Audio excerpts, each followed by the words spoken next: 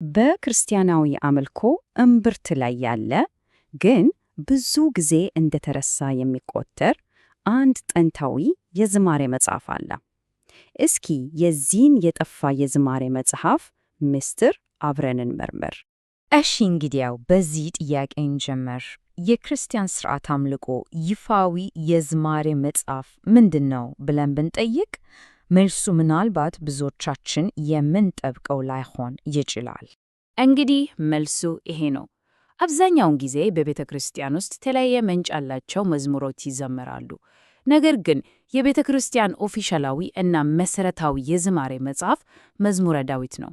እና ይሄ ልዩነት ነው የዛሬው ትንታኔያችን መነሻ የሚሆነው። እሺ አሁን ደግሞ ወደ ታሪኩ እንግባ።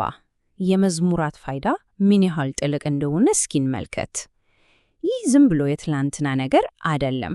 የዛሬዎቹን አማኞች ከእምነቱ ጥንታዊ ዘመን ጋር በቀጥታ የሚያስተሳስር ድልድይ ነው። ይህን የጊዜ ሰሌዳ ስንመለከት የመዝሙራት ዝማሬ ምን ያህል ጥልቅ እና ያልተቋረጠ ታሪክ እንዳለው በግልጽ እናያለን። ከሁለተኛው ቤተ መቅደስ ዘመን ጀምሮ እንደ ኦፊሻሊ የዝማሬ መጽሐፍ ነበር የሚያገለግለው። ከዛም ኢየሱስና ሐዋርያቱ መዝሙራትን ዘምረዋል፣ ጠቅሰዋል፣ ጸልየውባቸዋል። አስቡት፣ ከ150 መዝሙራት ውስጥ 129ኙ በአዲስ ኪዳን ውስጥ ተጠቅሰዋል። ይህ እኮ በጣም ትልቁን ቁጥር ነው። የቀደሙት የቤተ ክርስቲያን አባቶችም ይህንን ትውፊት ተከትሎ በሥርዓት አምልኮ ውስጥ በይፋ አካተውታል።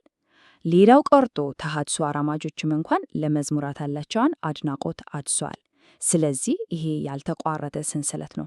እና ይሄን ስሙ፣ ጌታ ኢየሱስ ከመዝሙራት ጋር የነበረውን ጥልቅ ግንኙነት ለማሳየት ከዚህ የተሻለ ምሳሌ የለም። በመጨረሻ ወራት ላይ ከደቀ መዛሙርቱ ጋር ሆኖ ዝማሬ ዘመረ ይላል ወንጌሉ። ያ ዝማሬ የቱ እንደሆነ ታውቃላችሁ? አብዛኞቹ የመጽሐፍ ቅዱስ ሊቃውንት እንደሚስማሙበት የፋሲካ መዝሙራት በመባል ከሚታወቁት ከመዝሙር 113 እስከ 118 ያሉት እንደነበሩ ነው። እንግዲህ ታሪካዊ ዳራውን አይተናል። አሁን ደግሞ ወደ ዋናው ጉባኤ ወደ ልቡ እንግባ። እነዚህ ጥንታዊ ጽሑፎች ነፍስን የመቅረጽና የመለወጥ ኃይል አላቸው ሲባል ምን ማለት ነው? ታላቁ የቤተ ክርስቲያን አባት ቅዱስ አትናቴዎስ የመዝሙራትን ኃይል እንዴት በሚገርም ሁኔታ እንደገለጹት እስኪ እንመልከት። እሳቸው እንዳሉት እያንዳንዱ ሰው መዝሙራችን ሲዘምር ቃላቱ የተጻፉት ለራሱ ብቻ ይመስለዋል። የራሱን የልብ ስሜት፣ የራሱን ጸሎት በእነዚህ ቃላት ውስጥ ያገኛል ማለት ነው። እናም ከቅዱስ አትናቴዎስ ንግግር የምንወስደው ዋናው ቁም ነገር ይሄ ነው። መዝሙራት ለጥልቅ ስሜቶቻችን ቋንቋ ይሰጡናል።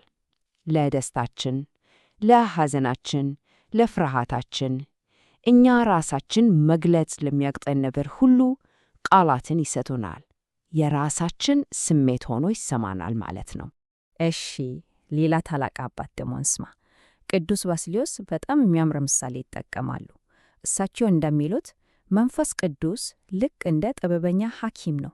መራራ የሆነውን መድኃኒት ማለትም ትምህርቱን ከማር ጋር ከጣፋጭ ዜማ ጋር ቀላቅሎ ይሰጠናል። ስለዚህ እኛ ስንዘምር እየተዘናናን የምንመሰለው እንደውም ነፍሳችንን እያሰለጠንን እየቀረጽን ነው ማለት ነው። እና ይሄ በቀጥታ ቅራጼ ወደሚለው ሐሳብ ይወስደናል። መዝሙራት ዝም ብለው ቃላት አይደሉም፣ ማንነታችንን የሚቀርጹ ናቸው። ስንዘምራቸውና ስንጸልይባቸው የእግዚአብሔር ቃል በዜማው ታግዞ በቀጥታ ወደ ልባችን ዘልቆ ይገባል። ቀስ በቀስም ማንነታችንን ይቀርጸዋል። እሺ፣ የግል ለውጥን አየን። ፒኬ ማኅበረሰባዊ ኃይሉስ? ቅዱስ አምብሮስ ደግሞ የመዝሙራትን አንድነት የመፍጠር ኃይል በሚገርም ሁኔታ ነው የሚገልጸው። እንዲህ ይላል፣ መዝሙር ተለያዩትን ያገናኛል፣ የተጣሉትን ያስታርቃል።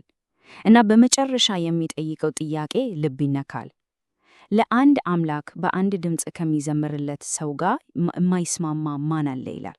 በእውነትም ማን አለ?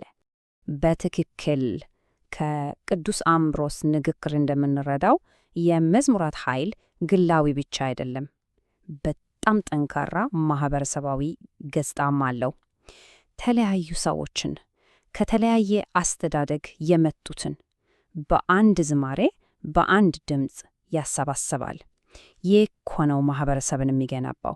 እሺ፣ ይህን ሁሉ ካልን ታሪክና ኃይሉን ካየን ታዲያ ዛሬ ላይ ምን እናደርግ? እንዴት ነው መዝሙራትን ወደ ተገቢው ቦታቸው መመለስ የምንችለው? ደስ የሚለው ነገር የዘመናችን የቤተ ክርስቲያን ሰነዶች ግልጽ የሆነ መመሪያ ይሰጡናል። እስኪ እንየው። ወደ መፍትሄው ከመግባታችን በፊት ግን አንድ የተለመደ ግንዛቤን ማየት አለብን። በተለይ እንደ መግቢያና ቁርባን ባሉ ስራዎች ላይ የሙዚቃው ዓላማ ምንድን ነው የሚለው ላይ ትንሽ መደናገር አለ። እንደ ምሁሩ ፖል ፎርድ አባባል ብዙዎች የዝማሬው ዓላማ በወቅቱ ስለሚደረገው ነገር ብቻ መዘመር ይመስላቸዋል እና ይህንን መረጃ ስታዩ ትገረሙ ይሆናል።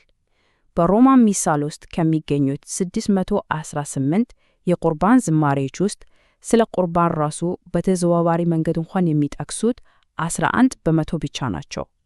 ይህ ማለት 89 በመቶ የሚሆኑት ዝማሬዎች ስለ ሌላ ነገር ነው የሚያወሩት። ይሄ ምን ይነግረናል? ዓላማቸው ከድርጊቱ በላይ ሰፊ መሆኑ ነዋ። በትክክል። ስለዚህ የእነዚህ ዝማሬዎች እውነተኛ ዓላማ ለምሳሌ በቁርባን ጊዜ ስለ ቁርባን ብቻ መዘመር አይደለም። ዋና ዓላማቸው አምላኪው ሐሳቡን ወደ ሥርዓት አምልኮ ጊዜ ወይም በዓል ምስጢር እንዲያስተዋውቅ መርዳት ነው።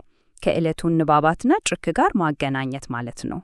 እና ቤተ ክርስቲያን ለዚህ ግልጽ የሆነ የምርጫ ተዋረድ ወይም ቅደም ተከተል አስቀምጣለች። የመጀመሪያው ምርጫ ምን መሆን አለበት? ከኦፊሻላዊ የሥርዓት አምልኮ መጻሕፍት የተወሰዱ አንቲፎኖች እና መዝሙራት። ይሄ የመጀመሪያው እና ዋናው ምርጫ ነው። ይህ በማይገኝበት ጊዜ ሁለተኛው አማራጭ በኤጲስቆጶሳት ከተፈቀዱ ስብሰቦች የተወሰዱ ሌሎች መዝሙራት ናቸው። ሶስተኛውና የመጨረሻው ምርጫ ደግሞ ሌሎች ተስማሚ የሥርዓት አምልኮ ዝማሬዎች ናቸው። ስለዚህ እንደሚታየው ቅድሚያ የሚሰጠው ለመዝሙራት ነው። ያ ነው ዋናው ነጥብ። እንግዲህ ወደ ማጠቃለያው ደርሰናል። ይህ ሁሉ ነገር ለምን አስፈለገ? መዝሙራት እግዚአብሔር የሰጠን ጸሎት ናቸው ሲባል ምን ማለት ነው? የምናጣውስ ነገር ምንድን ነው? ርዕሰ ሊቃነ ጳጳሳት ቤኔዲክቶስ 16ኛ የመዝሙራትን ጥልቅ ስጦታ እንዴት እንዳጠቃለሉት እስኪ እንስማ። እሳቸው እንዳሉት በመዝሙራት ውስጥ እግዚአብሔር ራሱ ነው ቃላትን የሚሰጠን። ከእሱ ጋር የምንነጋገርባቸውን ቃላት፣ ሕይወታችንን በፊቱ የምናስቀምጥባቸውን ቃላት፣ በዚህም ሕይወታችን ራሱ ወደ እግዚአብሔር የሚወስድ መንገድ እንዲሆን የሚያደርጉ ቃላትን ይሰጠናል። በቃ ዋናው ነጥብ ይሄ ነው። መዝሙራት የምንጸልይባቸውን ቃላት ብቻ አይደለም የሚሰጡን፣ ከዚያም በላይ ናቸው። ሕይወታችንን የምንመለከትበትን መነጽር ይቀይራሉ። እንዴት ምላሽ መስጠት እንዳለብን ያስተምሩናል። በአንድ አማኝ ሕይወት ውስጥ ንቁና ለዋጭ ኃይል አላቸው። እናም በመጨረሻ እዚህ ጋር ራሳችንን ልንጠይቅ የሚገባ አንድ አንገብጋቢ ጥያቄ አለ።